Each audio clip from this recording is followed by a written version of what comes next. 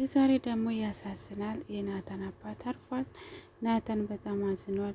ያው ታውቃላችሁ ናታን አባቱ ላይ ቅሬታ አለው። አንድ ቀን እንኳን ልጄ ብሎ የአባት ፍቅር ሳይሰጠኝ እኔም ደግሞ አባቴ ብዬ የአባት ፍቅር ሳላገኝ አባቴ በማረፉ በጣም አዝኛለሁ አለ።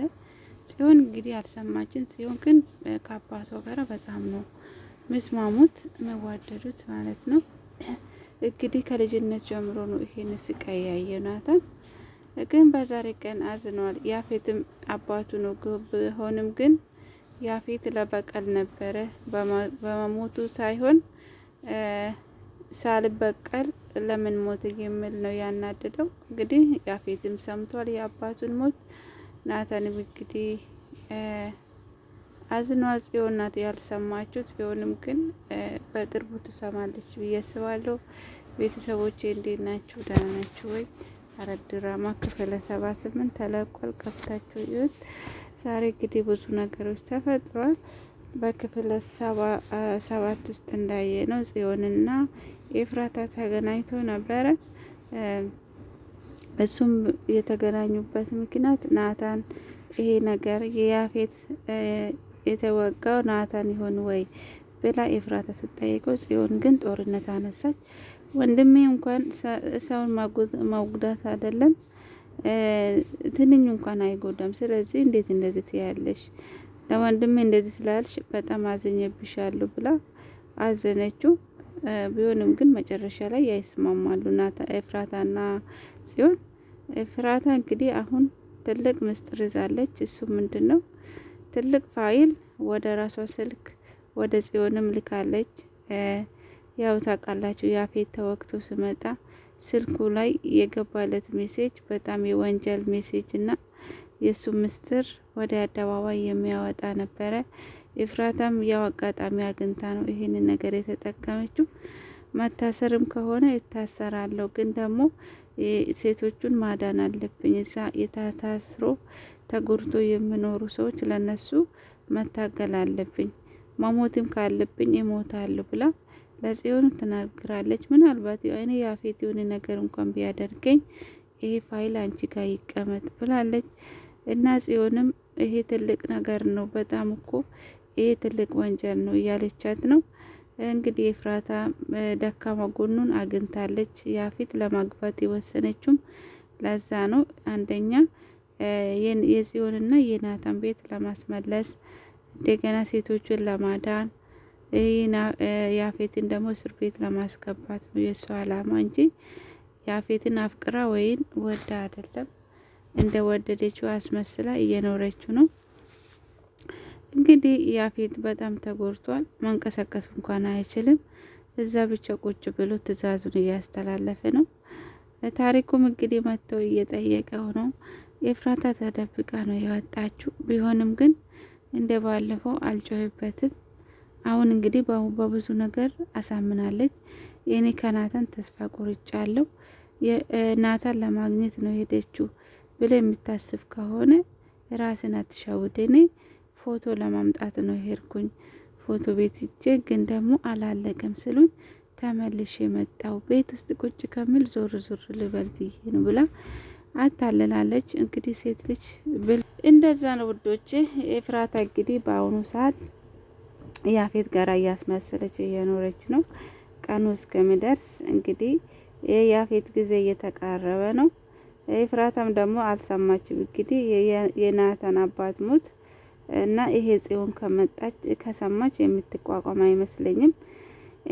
ሉሊት ደግሞ አልተሻላትም። አሁንም ያውናት ገኒ መጣ ግን የሆነም የምጠጣ አድርጋለታለች። ገኒ እንግዲህ እንደ ሉሊት አይደለችም።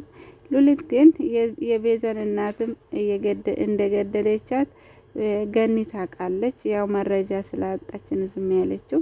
ግን በነገር አንቺ ቶሎ ማሞት የለብሽም፣ ደግሞ የሚጠይቅሽ ጥያቄዎች ወሳኝ ጥያቄዎች ስላሉ መሞት የለብሽም እያለቻት ነው።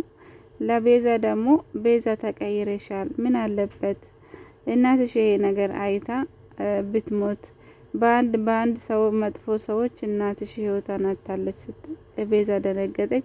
ሉሊት ደግሞ በጣም ነው የደነገጠች። እቺ ሴት እኔ ልታጋልጥ እየሞከረች ነው እያለች ነው እንግዲህ።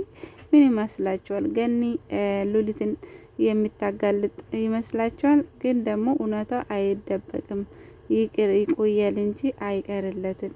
ሉሊት አንድ ቀን እስር ቤት እንደሚገባ ያፌትም አንድ ቀን እስር ቤት እንደሚገባ ተስፋ አለኝ። ሁለቱም ተያይዞ እስር ቤት እንደሚገቡ ተስፋ አለኝ።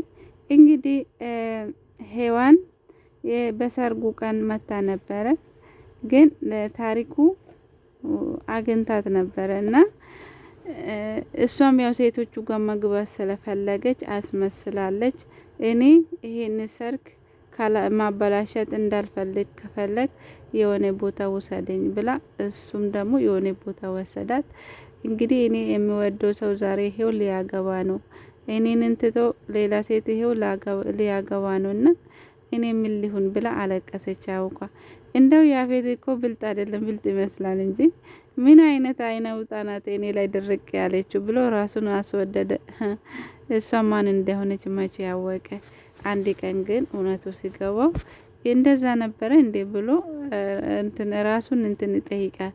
እንግዲህ ሔዋን ምን ለማድረግ የምታስብ ይመስላችኋል?